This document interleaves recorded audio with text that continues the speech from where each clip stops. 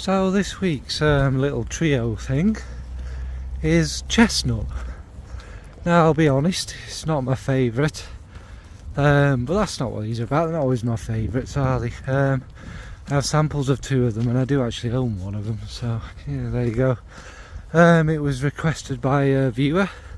There's only two of you out there, so easy to guess who. Yeah, it's as a whole, I don't think I'm a fan of particularly nutty notes. I guess praline's alright, isn't it, sometimes, or praline, however you want to say it. Nutty sweetness. Tonka's not a favourite of mine. Almond, not particularly a favourite of mine. Walnut, I've smelt that. Yeah, hazelnut is alright. So yeah, I like nuts in real life. I like them a lot, actually. But in fragrances, so yeah, let's get in. So first up, for indie, we've gone for Mas Milano. I know it kind of is independent, so yeah. And I've gone for Madeline, or Madeline from it. This one of the Donna collection was not the one I loved the most. Now, we know I have a kind of aversion to lactonic notes, and also as described, the chestnut, but this one is like to me it's like a foamy coffee. Do I get coffee? Kind of.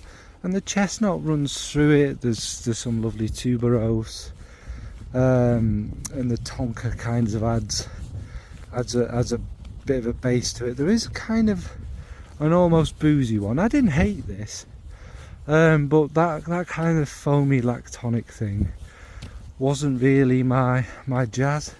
It's pleasant, and it's like you've also got like a muffin on the table as well, probably from the tonka and that.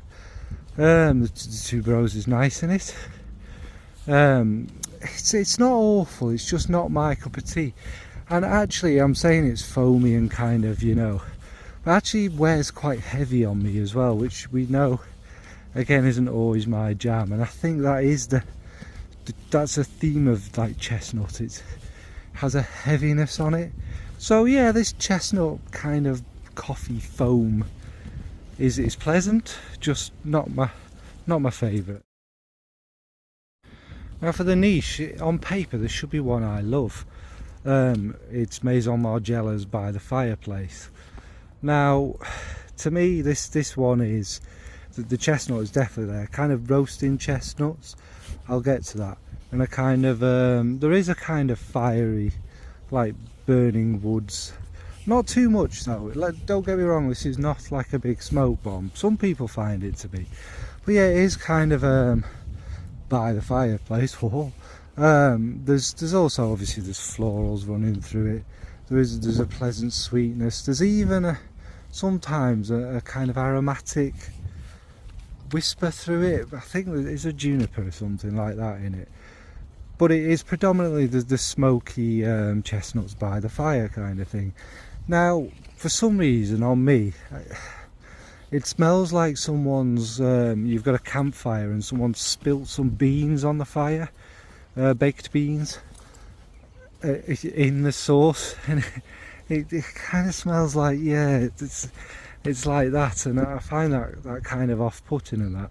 So it's not a bad, again, this is a much loved fragrance. This is the one that's kind of hyped from the brand, but because of them associations for me personally, not the number one fan of it. But it's hyped for a reason, isn't it? People obviously love it, but I'm not God, so yeah, that's Maison Margiela's By the Fireplace. Finally is the old designer, and that is Dupe's Wow Intense. I can't remember if the original Dupe, I don't think it did. I think this is the difference. It's an unusual fragrance, to say the most. This is this is the male version. The woman's version of Dupe Wow. Check it out. It's amazing. Anyway, I'm not talking about that. I'm talking about this one. Now this one is it's like a heavy tonka and cashmeran. It's a little bit richer than the original. In fact, it's a lot richer. It's quite different to the original. The original's more green. Anyway, I'm talking about this one. This one is a bit like by the fireplace. Not really. It's Tonka Kashmiran.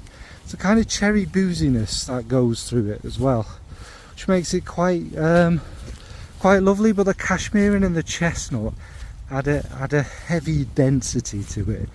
It's kind of sweet. Kind of does smell a bit like the copper colour of the bottle, to be fair. It's interesting. There's not much I've smelt like it. I think this might have been before Stronger With You, and potentially, don't quote me, but it kind of has that. That's the one I would say it's similar to, but not the same. It's alright actually. I mean, I still own it. Well, of course I still own it. I don't sell anything. Yeah, it's alright. And the chestnut in that, again, I think it's a heaviness. I think that's what I associate with chestnut, and maybe don't love it quite so much. But yeah, that's dupe wow intent. So yeah, I think that's probably the most objective video I've done in a while. Not necessarily lovers of them all. I don't see anything, there's nothing wrong with chestnut, and I get that people love it. It's not a commonly used note, but certainly very distinctive, more heavy to me. Do I like chestnuts in real life? I suppose that would have been a good question. Not really. Actually, if I've been such a nut lover, chestnuts are not my favourite. But yeah, what about you? What's your favourite chestnutty fragrance? Are there any you love? Are there any? Sorry, childish. Do you have a favourite nut? What else from these trio videos would you like to see? Don't forget, I mean, I need to do a neroli trio, don't I really? Don't have to love them to talk about them, do we? But we can still be kind of respectful and fair. Alright folks, waffling, bye.